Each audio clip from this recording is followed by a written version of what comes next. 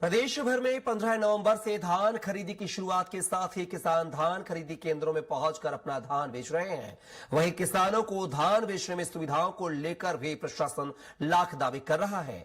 दूसरी ओर कई स्थानों से किसानों के आंदोलन की बात भी सामने आ रही है। प्रशासन के दावों और किसानों के आंदोलन की खबरों के बीच धरातल पर स्थिति का जायजा लेने के लिए स्वराज एक्सप्रेस की टीम पहुंची और धान खरीदी केंद्रों और अंतर्राज्यीय सीमाओं का दौरा कर स्थिति का जायजा लिया है। इसी पर देखिए हमारी खास रिपोर्ट।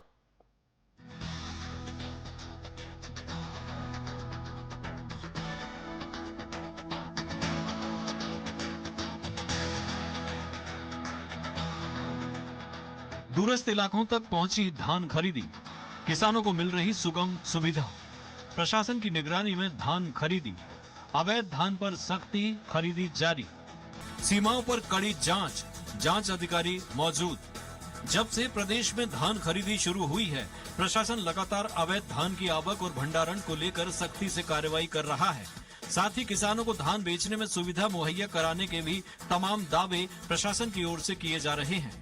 इन दावों के बीच आ रही किसानों के विरोध करने की खबरों की हकीकत जानने और धान खरीदी केंद्रों में स्थिति के पड़ताल का स्वराज एक्सप्रेस की टीम ने बीड़ा उठाया और टीम दूरस्थ क्षेत्र में अपनी पड़ताल करने के लिए निकल पड़ी और देर शाम घने जंगलों से होते हुए पहाड़ों के बीच बसे टमकी के धान खरीदी केंद्र पहुंची, जहां शाम करीब 6 बजने को थे। लेकिन हमने यहां पर देखा कि धान खरीदी उस समय भी की जा रही थी और स्थिति का जायजा लेते हुए स्वराज एक्सप्रेस ने किसानों से सीधी बात की। किसानों से धान खरीदने को लेकर सरकार बहुत गंभीरता से प्रयास कर रही है। लगातार कई मामले सामने आए हैं जहां पे किसानों को आंदोलित होते भी हमने देखा है और कई खबरें भी सामने आई। इस समय हम मौजूद है पहाड़ों के बीच बचे टमकी गांव में, जहां पे इस समय धान खरीदी केंद्र में हम मौजूद है, जहां पे किसान अपना धान बेच रहे हैं। मैं आपको बता दूं, वक्त अभी लगभग 5:30 से 6 के लगभग हो चुका है। मैं आपको दिखाना चाहूंगा इस समय जो वक्त हुआ है वो लगभग 5:52 हो गए, 6 बजने का है। इस समय भी यहाँ पे धान खरीदी केंद्र में धान पूरे बेचे जा रहे हैं। मैं आपको बता दूं, यहाँ पे इंटरनेट कनेक्टिविटी की बात करें तो यहाँ पे इंटरनेट कनेक्टिविटी पूरी तरह से नहीं है, स्लो नेटवर्क है। मैं यहाँ सीधे धान खरीदी केंद्र में जहाँ पे टोकन कट रहे हैं वहां पे पहुंचूंगा और आपको बताऊंगा किस तरह से यहाँ पे धान को बेचने के लिए टोकन जो काटा जा रहा है। कैसे काट रहे हैं आप लोग टोकन? यहाँ पे मोबाइल से वाईफाई कनेक्ट करके, और यहाँ पर नेटवर्क की वजह से बहुत परेशानी होता है। कम से कम एक टोकन काटने में 10 मिनट 15 मिनट तक लगता है। ऐसे में कितने यहाँ पे पंजीकृत किसान हैं और जब वो आते हैं, जब भीड़ बढ़ जाती है, तब आप लोग कैसे करते हैं यहाँ पे? यहाँ जब भीड़ हो जाता है तो यहाँ से आगे जाकर करवाते हैं दुकान के पास। इधर बगल में जो है वहाँ थोड़ा नेटवर्क यहाँ से थोड़ा ठीक रहता है। ये धान खरीदी केंद्र में जहाँ पे टोकन कटा था वो कर्मचारी थे, उनसे आपने सुना किस तरह से यहाँ पे है? मेरे साथ कुछ किसान भी मौजूद है, मैं उन तक भी बात पूछूंगा। जी, मेरा नाम भोला प्रसाद जायसवाल है। मैं खोर से आया हूँ। मेरा पत्नी का नाम सुमित्रा जायसवाल है, उन्हीं का नाम से पंजीयन है मेरा। जी। कब से आए थे भोला जी और कितना धान लेके आए थे और कहाँ से आप आए? 11:30 बजे मैं पहुंच चुका हूँ यहाँ।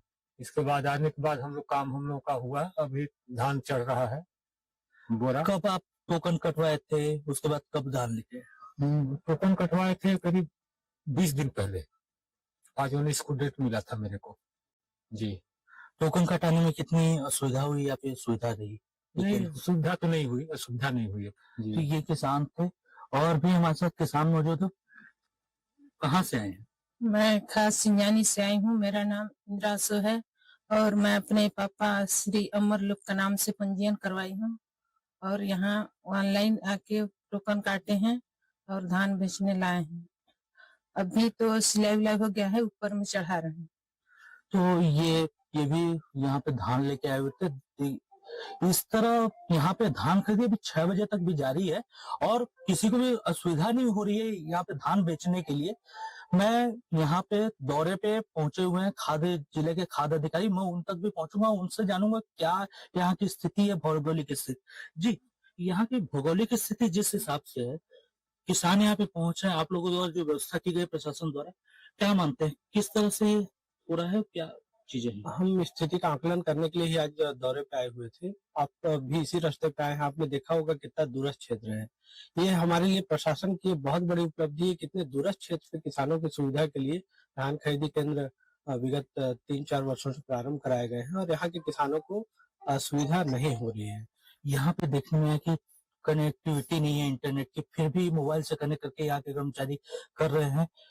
यहाँ पे खुलने के बाद से किसानों का क्या इस वो झुकाव है? पहले जो असुविधा होती थी, अगर आपकी बात हुई। यहाँ धान खरीदी केंद्र खुलने से कई किसान जो नौगई नहीं जा पाते तो वो भी अब यहाँ पंजीयन कराकर धान बेच रहे हैं। किसानों की संख्या में निरंतर बढ़ोतरी भी हो रही है और आसानी से धान खरीदी हो रही है। ये थे हमारे साथ जिले के खाद्य अधिकारी संदीप भगत जी, जो दौरे पे पहुंचे हुए थे। शाम के समय जहां प्रशासन पहुंच के दौरे कर रहा है, सभी जगह स्थिति का जायजा ले रहा है, वहीं पे किसानों के भी धान बेचने में कोई असुविधा नहीं हो रही। दूरस्थ अंचलों में भी प्रशासन की धान खरीदी केंद्रों में इस तरह की सुगम व्यवस्था वाकई काबिले तारीफ है, लेकिन नेटवर्क कनेक्टिविटी जरूर यहाँ टोकन काटने में परेशानी खड़ी कर रही है। बता दें कि इस साल प्रशासन ने 65,819 किसानों से 4,25,000 मैट्रिक टन धान खरीदने का लक्ष्य निर्धारित किया है, जिसमें से अब तक 26% खरीदी के दौरान 18,876 किसानों ने अपना लगभग 1,05,021 मैट्रिक टन धान बेचा और उन्हें सरकार की ओर से 209 करोड़ रुपए का भुगतान किया गया है। अवैध धान पर कार्रवाई की बात करें तो अब तक 47 मामलों में प्रशासन ने 3,619 क्विंटल धान जब्त किया है। जिले में जो दल का गठन किया गया था उनके माध्यम से 47 प्रकरण दर्ज किए गए हैं, इसमें 36 से 19 क्विंटल धान की जब्ती की गई है। इस साल अपने जिले में 65,819 किसान पंजीकृत हुए हैं, जिसमें 18,873 किसान धान बेच चुके हैं, जिसकी मात्रा लगभग 10,50,20 क्विंटल है। राशि लगभग 1 करोड़ से ऊपर है और 3619 क्विंटल के धान की जब्ती है। लक्ष्य मिला हुआ है वो है 4,25,000 मैट्रिक टन और अभी तक 26% किसानों ने धान विक्रय कर लिया है और उम्मीद है कि 31 जनवरी तक हम सभी किसानों के धान खरीदी पूर्ण करा लेंगे। धान खरीदी केंद्रों का जायजा लेने के बाद टीम अंतर्राज्यीय सीमा पर प्रशासन की ओर से लगाए गए बैरियर और वहां की स्थिति का जायजा लेने के लिए निकली। बैरियर पर पाया कि जितनी भी गाड़ियां आ रही थीं, उन पर निगरानी कर उनको जांच के बाद ही छोड़ा जा रहा है। अंतर्राज्यीय सीमाओं पर 4 बैरियर इस समय मौजूद हैं, जिसमें 3 प्रशासन की ओर से लगाए गए हैं और 1 वन विभाग की ओर से स्थायी बैरियर है, जहां 24 घंटे जवानों के साथ जांच अधिकारियों की नियुक्ति की गई है, ताकि अवैध धान के परिवहन को रोका जा सके। धान खरीदी को लेकर प्रशासन मुस्तैद है। रात के करीब 12 बज चुके हैं और इस समय हम अंतर्राज्यीय सीमा पर खड़े हैं। मेरे पीछे आप देख सकते हैं, यहाँ पे विभाग की गाड़ियां भी खड़ी है। किस तरह से यहाँ पे जो वाहन आ रहे हैं उनकी चेकिंग की जा रही है। यहाँ पे विभाग की गाड़ियों द्वारा रोक के पूछताछ की जा रही है। उसके बाद ही छत्तीसगढ़ की बॉर्डर के सीमा के अंदर उनको एंट्री दी जा रही है।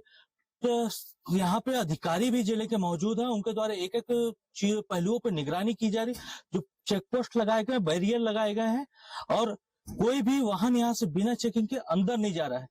देर रात तक स्वराज एक्सप्रेस की टीम ने कड़कड़ाती ठंड के बीच अपनी पड़ताल को जारी रखा। इस पड़ताल में कई धान खरीदी केंद्रों का दौरा किया और अंतर्राज्यीय सीमा पर भी पहरेदारी का जायजा लिया, जिसमें हमें कई जगहों पर नेटवर्क की समस्या जरूर मिली। लेकिन दूरस्थ क्षेत्र की बात करें तो यहाँ पर धान खरीदी की चुनौतियों के बीच भी प्रशासन का सुचारू रूप से संचालन कराया जाना काबिले तारीफ है और ऐसे क्षेत्रों में धान खरीदी होने से किसान अपना धान आसानी से बेच रहे हैं। स्वराज एक्सप्रेस के लिए सूरजपुर से अंकित सोनी की रिपोर्ट।